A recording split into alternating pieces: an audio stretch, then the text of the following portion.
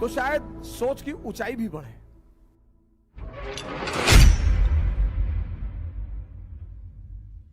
ये जो शरीर है ना सर, ये मन अमृत का तो आदि ही नहीं है सर। ये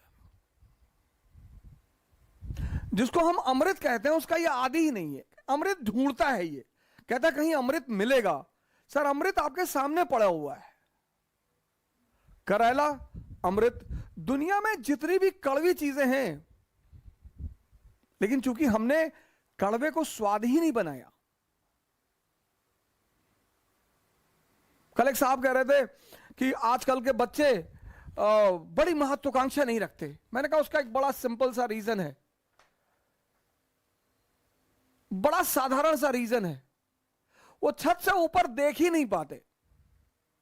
हम गांव में जाते थे नाना क्या, आसमान के नीचे सोते थे, तो हमें ऊंचे तक देखने की आदत थी।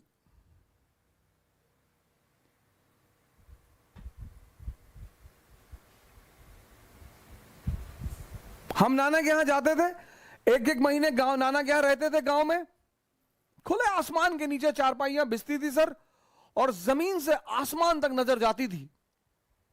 हम तारे गिनते थे, तारे गिनते थे। जब तक बच्चे आसमान के नीचे सोते रहे, उनकी महत्वाकांक्षाएं बढ़ी रहीं।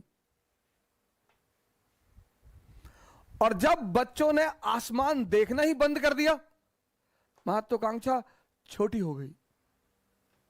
कई बार मैं अपने मित्रों को देखता हूं, जब वो आईएएस क्वालिफाई कर लेते तो लिखते मेरे जीवन की इच्छा पूरी हो गई।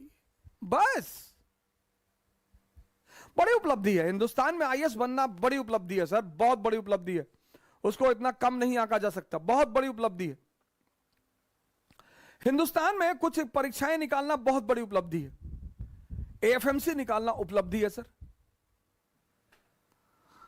आईआईटी में पढ़ना उपलब्धि है सर, आईआईएम में पढ़ना उपलब्धि है सर, कंपनी सेक्रेटरी निकालना उपलब्धि है सर, उपलब्धि है सर, आईएएस निकालना उपलब्धि है सर, सुप्रीम कोर्ट में बार एट लॉ का मेंबर होना उपलब्धि है सर।